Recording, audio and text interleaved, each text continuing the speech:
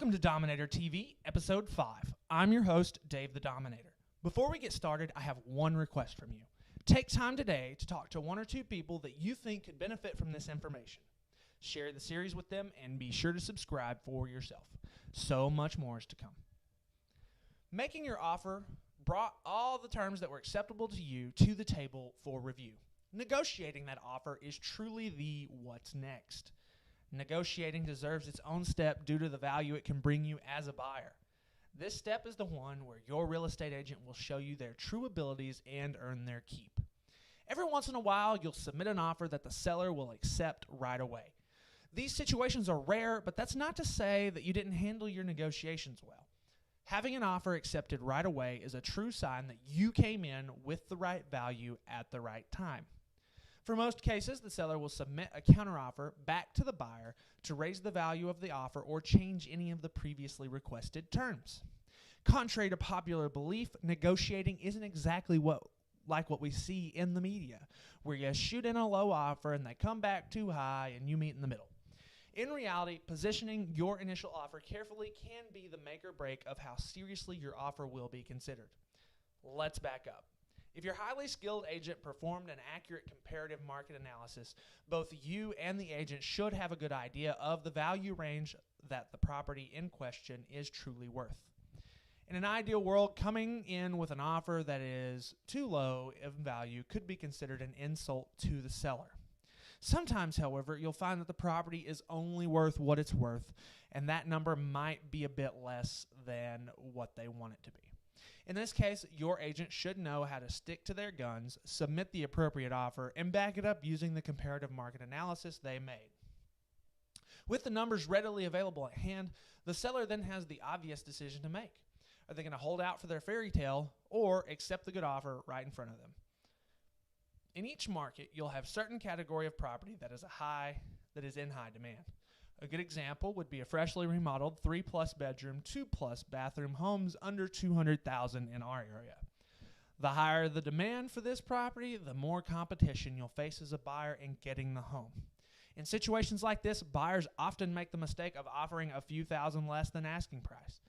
In a less aggressive market, we can certainly work on that offer to get where we want to be.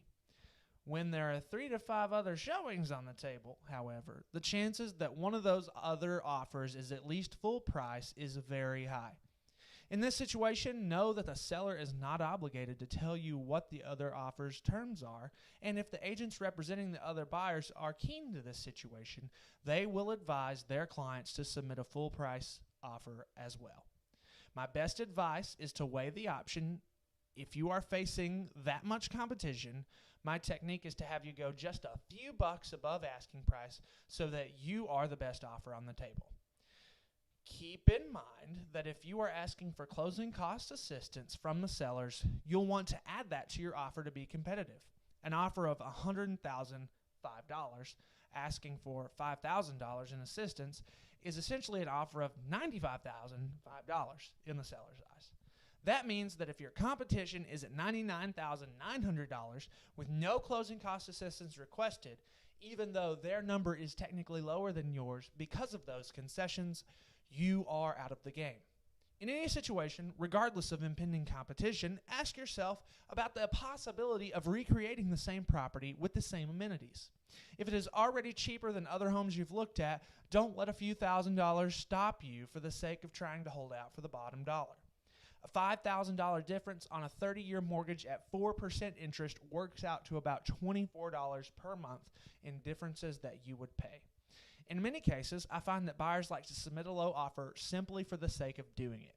Be realistic with yourself. At the end of the day, if the value isn't there, move along to the right house for you by all means.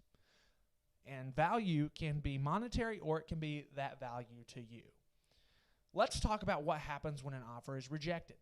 In most cases, this means the seller has accepted an offer more appealing to them. Having your agent say these next words is key. Is the seller willing to accept a backup offer? A backup offer is an offer that gets accepted by the buyer and seller and gets placed on hold until the primary offer is terminated. The backup offer still has to be negotiated and may require a counteroffer or two. What are the benefits of having a backup offer? Obviously, you'll be locking in your interest and obligation in the property you originally wanted if the primary buyers back out for any reason. In 2019, our office experienced a buyer termination rate up to 30%. That means that up to 30%, and it's right around 30, of the buyers we were representing had to cancel their sales for whatever reason: inspections, financing, permits, feasibility, or the occasional cold fee. That's not to say that they didn't move on to other offers, but going into a backup offer, knowing that you have a much larger shot than you previously thought, is helpful. On top of having the opportunity to swoop in if the primary falls through, the backup offer usually gives the secondary buyer more flexibility with the seller. In some cases, I find that the sellers are willing to take lower prices and more buyer-friendly terms on the backup. In their mind, it's already sold, and it's not as important for them to focus on. Remember that if you are in the seller's position one day. While you are a buyer, though, soak it up. With a backup offer, the seller obviously has the opportunity to accept, counter, or reject. If you have an accepted backup offer with a property and the primary offer falls through, your backup immediately becomes active and primary. That's when your inspections and due diligence begin. With this in mind, remember that you can terminate the backup at any time before it comes primary. So if you have another property that you enter an agreement to purchase, remember to terminate your backup offer.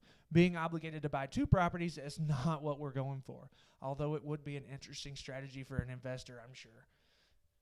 Up until now, we focused largely on the offer price being the biggest and most important term of an offer.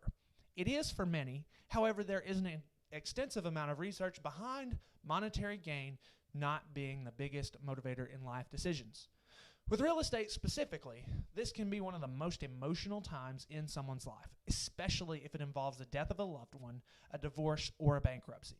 In these cases, the decision makers have lost so much already, and having someone care about their situation goes a long way. Here's a success prompt for you. Prior to writing an offer, have your agent ask this game-changing question to the seller's agent. Other than value, what is the most important aspect of this transaction for you? With this question, we are looking for the emotional gain. Perhaps they're looking for a quick closing. Maybe they want to live in the house for a month after the closing to get their finances handled. Perhaps they need more time than usual to respond or have a special request. The key is to work your way to their motivating factors and use it to boost your offer's attractiveness. Even if they haven't suffered a loss or difficult life transition, they will still be touched by your consideration of their situation. Another technique that goes hand in hand with being interested in the other side and having an emotional connection is as follows. Consider drafting a letter to the sellers or a cute video outlining why this home purchase is the one for you. Maybe you have a story that appeals to them on a personal level. Sellers are often influenced by what they feel, and if they connect with you, you have a standing chance against the other offers, which are mere numbers and dates. Let's be more than numbers and dates. Let's be a story. Many sellers have settled on lesser value offers because it's what they felt was the right thing to do. At the end of the day, negotiating is mostly about getting what is best for the client I'm representing. Although that is my duty, the ball is always in the hands of the buyer and seller. In more cases than you would believe, doing what each feels is right is more important to both parties than advancing their own interests. The personal relationships that I've seen form from simple transactions can last for a lifetime, as well as the decisions that brought them there. In many cases, I have seen I've seen the buyer and seller become friends and start communicating completely outside of the real estate transaction. Just before you send over the final counteroffer, reject an offer, or accept the best one, remember to pause and think long-term about what you are about to do and what it means for you. Before you obligate, be sure that you are ready to move forward with this purchase.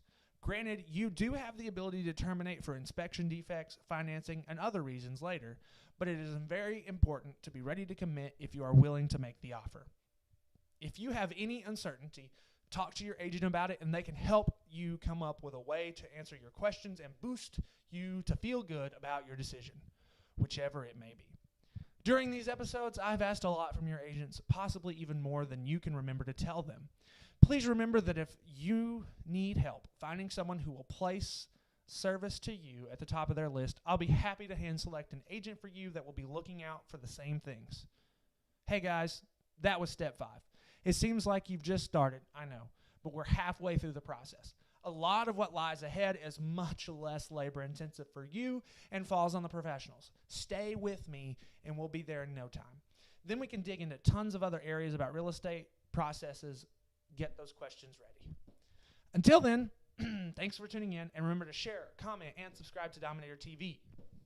Dominator TV is created, hosted, and edited by Dave, the Dominator Sanders, realtor and team leader, Coldwell Banker Kennard Realty.